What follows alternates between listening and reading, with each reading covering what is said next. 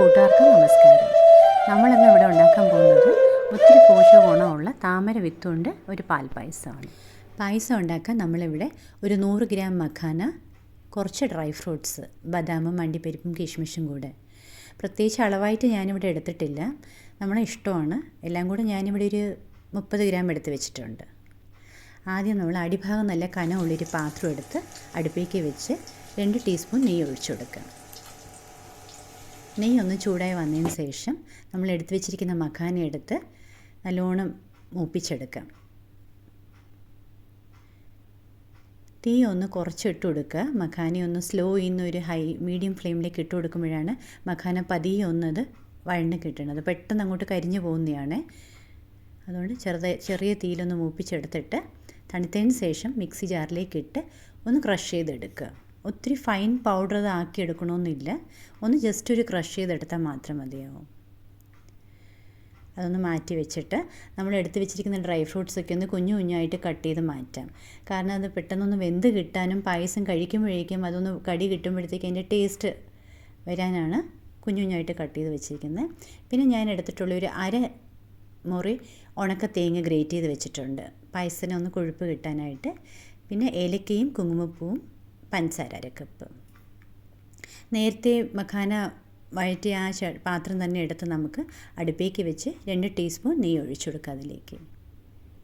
ഇനി dry fruits എടുത്ത് വെച്ചിരിക്കുന്നൊന്ന് ഇട്ട് കൊടുത്ത് ചെറിയ തീയിലൊന്ന് നല്ലോണം അത് മൂപ്പിച്ചെടുക്കാം. കാരണം ഡ്രൈ ഫ്രൂട്ട്സ് ഒന്ന് മൂത്ത് കിട്ടുമ്പോഴേക്കും അതിൻ്റെ ഫ്ലേവറും ഗുണവും നല്ലോണം എൻഹാൻസ് ആയി കിട്ടും. ഇപ്പം തന്നെ അതൊന്ന് മൂപ്പിച്ചെടുക്കുമ്പോഴേക്കും നല്ല മണം വരുന്നതാണ്. അപ്പോൾ ചെറുതായിട്ടൊന്ന് മൂപ്പിച്ചെടുക്കുമ്പോഴേക്കും നമ്മൾ നേരത്തെ വഴറ്റി വെച്ചിരിക്കുന്ന മഖാനയുടെ പൊടിയും കൂടി ഒന്ന് ഇട്ട് നല്ലോണം യോജിപ്പിച്ച് കൊടുക്കാം. മഖാനയും ഡ്രൈ ഫ്രൂട്ട്സിൻ്റെ പൊടിയും എല്ലാം കൂടെ സ്ലോ ഫ്ലെയിമിൽ തന്നെ ഇട്ട് നല്ലോണം ഒന്ന് യോജിപ്പിച്ചെടുത്തതിന് ശേഷം നമ്മളിനി പാല് ഏകദേശം ഒരു 3/4 ലിറ്റർ പശുവും പാൽ ഞാൻ എടുത്ത് വെച്ചിട്ടുണ്ട്. പാൽ വാങ്ങി ഞാൻ അതിലേക്ക് 1/2 ഗ്ലാസ് വെള്ളം ഒഴിച്ച് തിളപ്പിച്ച് മാറ്റി വെച്ചിട്ടുണ്ട്. കുറച്ചായിട്ട് നമ്മൾ ഈ പാൽ ഒഴിച്ചു കൊടുത്ത് തവി വെച്ച് ആ കട്ടയൊക്കെ ഉടച്ച് മാറ്റി പാല് തിളപ്പിച്ച് ഒന്ന് കുറുക്കിയെടുക്കാം. നമുക്ക്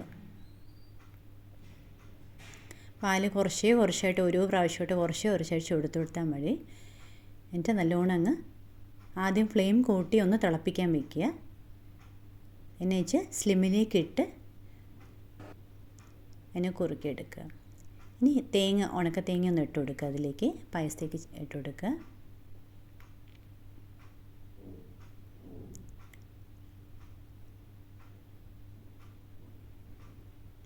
നമ്മൾ പഞ്ചസാര എടുത്ത് വെച്ചിരിക്കുന്നത് അതൊന്ന് ചേർത്ത് കൊടുക്കാം.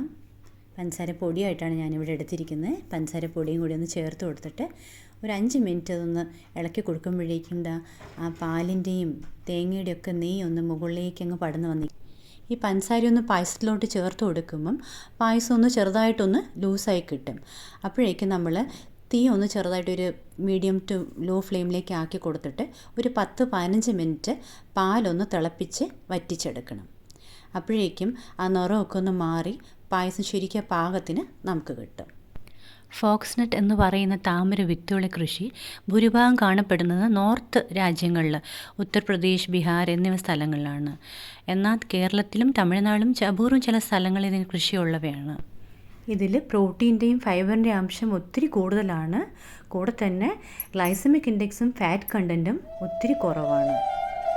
ശരീരത്തിൻ്റെ പ്രതിരോധക ശക്തി വർദ്ധിപ്പിക്കാനും ഇതൊത്തിരി നല്ലതാണ്. നമുക്കിനി ഇതിലേക്ക് ഏലക്കയും കുങ്കുമപ്പൂ എടുത്ത് വെച്ചിരിക്കണേ ഒന്ന് ഇട്ട് കൊടുക്കാം.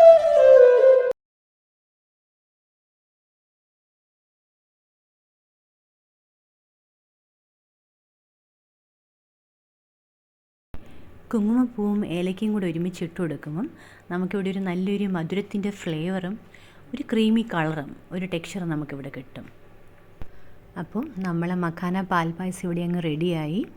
ഇനി നമ്മൾ ഫ്ലെയിം ഒന്ന് ഓഫ് ചെയ്തിട്ട് ഒരു 10-15 മിനിറ്റ് അടച്ച് പായസം ഒന്ന് വാങ്ങി വയ്ക്കാം. ഒന്ന് തണുത്ത് കുറുകി വന്നതിന് ശേഷം എടുത്ത് കഴിക്കുമ്പോഴാണ് അതിൻ്റെ ടേസ്റ്റ് കൂടുതൽ കറക്റ്റായി കിട്ടുന്നത്. ശരിക്കും ഹൈ ന്യൂട്രീഷനും ലോ കാലറി ആയിട്ടുള്ളൊരു പായസമാണത്. പിന്നെ ഉണ്ടാക്കാനും അരിപ്പായസം പോലെ ഒത്തിരിയോളം സമയമാകുന്നില്ല ഇതിൽ. അപ്പം തീർച്ചയായിട്ടും എല്ലാവരും ഈ പായസം ഉണ്ടാക്കി നോക്കണം. കൂടെ തന്നെ വീഡിയോ ഒന്ന് ലൈക്ക് ആൻഡ് സബ്സ്ക്രൈബ് ചെയ്ത് കൊടുക്കണം. Thanks for watching.